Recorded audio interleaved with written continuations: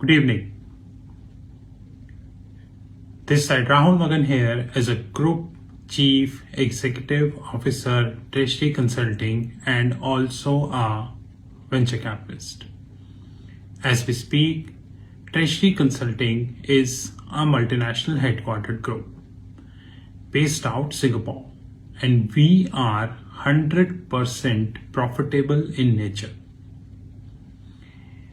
Today in Facebook Connect, I would like to share a very pertinent information which I got it from the internet. You know that I believe in research. To me, views, like, count, dislike, comments, these things hardly matter. Russia-Ukraine war is going on. Of course, I am always against Russia. There is no doubt about that. Because what Russia is doing in Ukraine is non-humanitarian. Thousands of people killed in Ukraine. Thousands of people become homeless. And this is completely unjustified. This is my take on Russia-Ukraine war. And I personally believe that Russia should be heavily sanctioned, so that a tough lesson will be given, or tough lesson would put on the table for the people if they are planning in future. But this war is like a coin. Coin have the tail side and the head side. So you treat this as a tail side or the head side, that is your call. Let me treat this as a head side, which is the humanitarian part, whereby I completely disregard Russia from the very first day. And I personally will not forgive Russia throughout my life for what they did in Ukraine. Even if I hope and I wish this war come to an end as early as possible. But personally speaking, I will not going to, forgive Russia anyhow.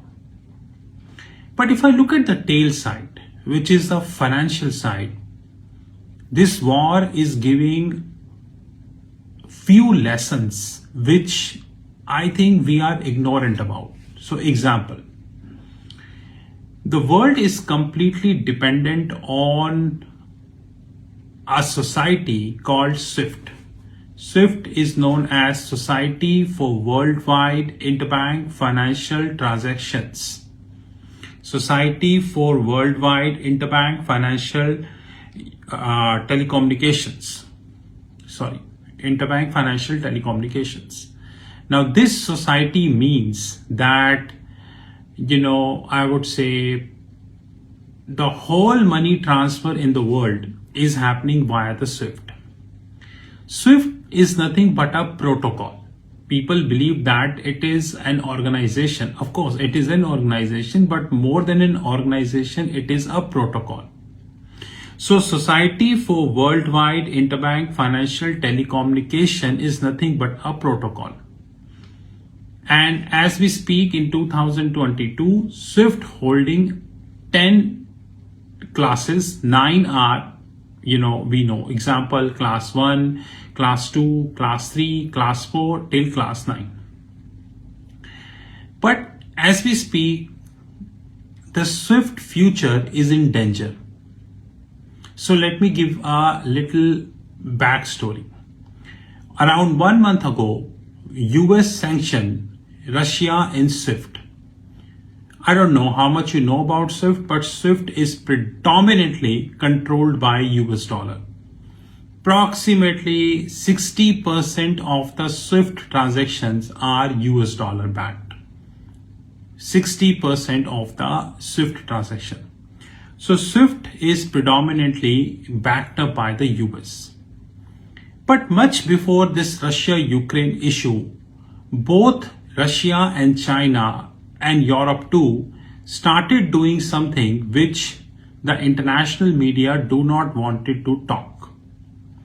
Because if I go with the data, Then in 2014, Central Bank of Russia created its own messaging system called System for Transfer of Financial Messages. I repeat, System for Transfer of Financial Messages, SPFS.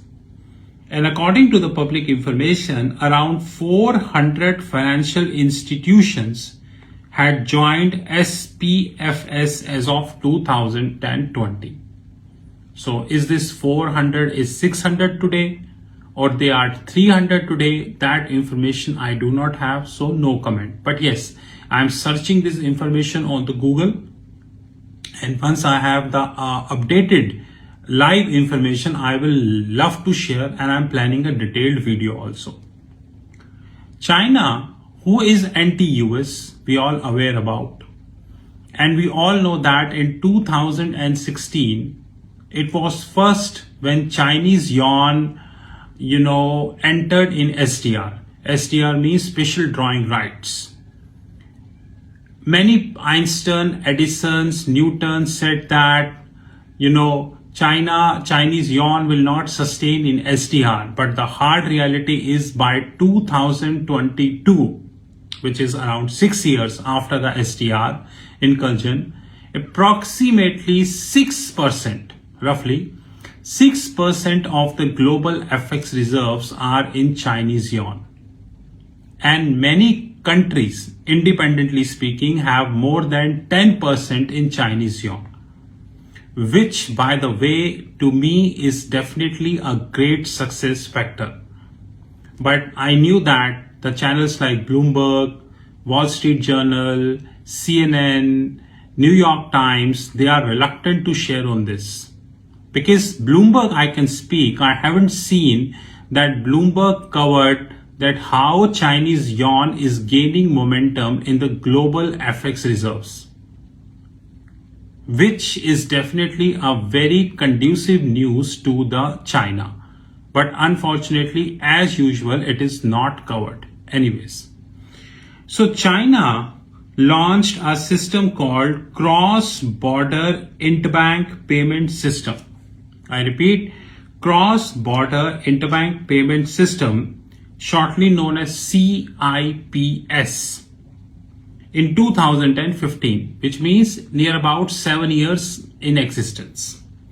And you would be surprised to know that in 2021, which means the last year, near about 12.68 trillion US dollar, 12.68 trillion US dollar worth of transactions is done on CIPS. 12.68 trillion, which, by the way, is not a small amount. At least 10th fail person also cannot ignore that amount. You would be surprised to know that by January 2022, around 1280, which means 1280 financial institutions in 103 countries joined that system. 1280 financial institution in 103 countries joined that system. Now let's come to Europe. Europe is also not far away. In 2018, European Union launched Instrument for Supporting Trade Exchanges. Instrument for Supporting Trade Exchanges, shortly known as INSTEX,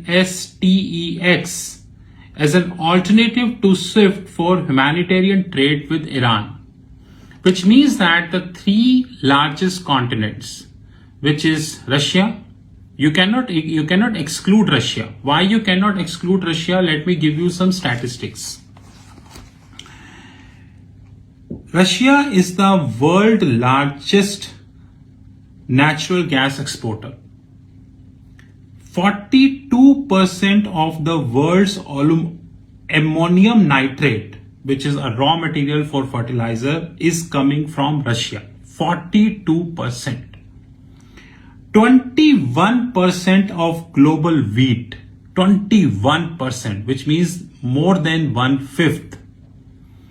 43% of palladium, 43% of palladium, 14% of platinum, 11% of nickel, 6% of world aluminium, and not to mention the oil.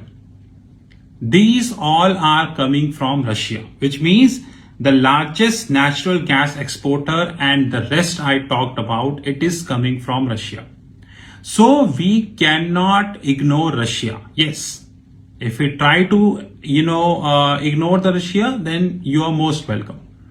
So having said that, now Russia, the largest continent, China, the second largest economy of the globe, with near about 15 trillion of GDP, after US, which is near about 20 trillion of GDP, and European Union, the largest banking union of the globe, they all have their separate, which is known as sovereign financial network.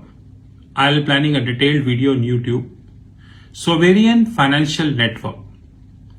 India, as we speak, do not have their own sovereign financial network. Singapore and many countries do not have their own sovereign financial network. So why I'm telling you these statistics? According to the public information, as of third quarter ended 2021, 12.38 trillion worth of global FX reserves. And you would be surprised to know that US dollar, which once used to hold almost 80% of the global FX reserves, now holding mere 59%, from 80% to 59%. This is where the US dollar is heading. And we all know that around 32 trillion worth of debt US dollar is holding, which can collapse at any given point of time. Let me tell you one more statistics which I got from the internet. As per Bank of Russia, the country holds 21.7% of its assets in gold, 21.7% in euro, 6.6% in US dollars, only 6.6% in US dollars, 10% in Japanese yen, while 14% in Chinese yuan. Like I said, globally, globally Chinese yuan is near about 6% of FX reserve globally. But on country to country basis, there are many countries, those who have more than 10%. To summarize the situation, US dollar is losing. There is no doubt about that. And US dollar is losing at a considerable faster pace. That's a separate thing that the corrupt and the paid media is not covering that, which includes Bloomberg also. I haven't seen that Bloomberg speak against US dollar. The world is extremely focused on the Federal Reserve. If the Federal Reserve would be hiking the rate, like Nomura said yesterday, they would be hiking by 75 bips. Please pray to God they would hike by 75 bips. Because if they would be hiking by 75 bips, then the trouble is on the cards. That is the more important thing, because the debt pressure would rise for, US dollar. US dollar is now having limited days. And from the last many years, I am consistently repeating that the USD days are limited. We need to insulate ourselves from that situation.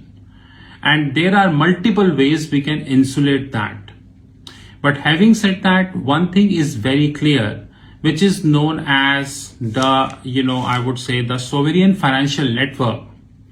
Like China have their sovereign financial network, European Union have their sovereign financial network, Russia have their sovereign financial network, India do not have their sovereign financial network.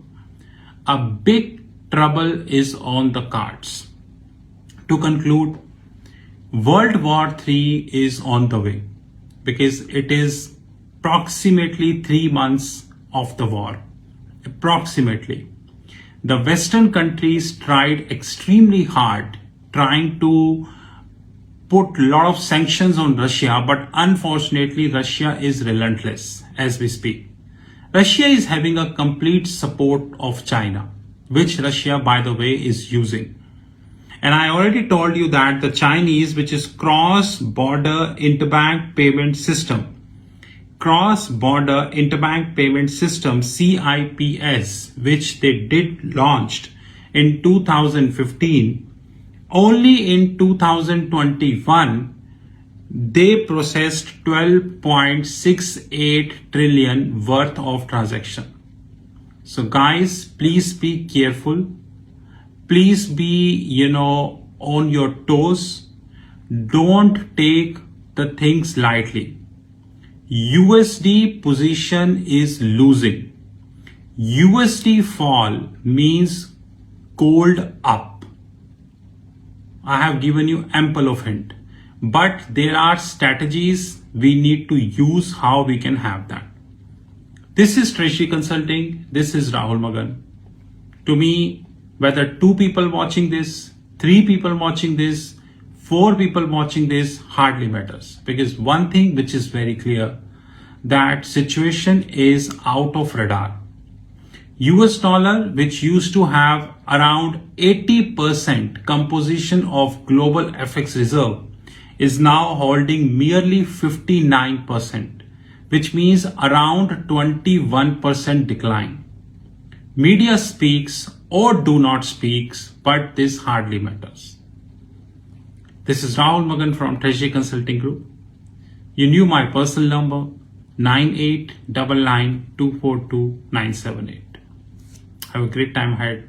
See you tomorrow.